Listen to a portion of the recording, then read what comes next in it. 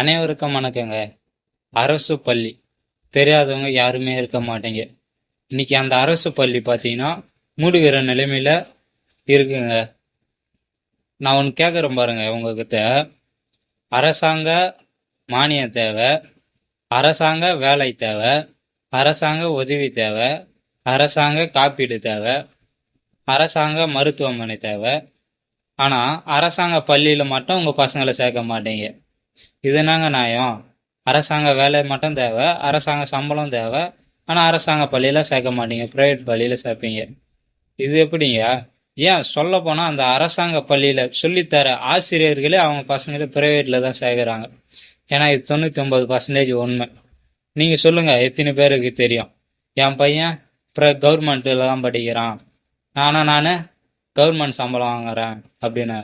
அதுவே அரசாங்கத்தில் தான் நான் சம்பளம் வாங்குறேன்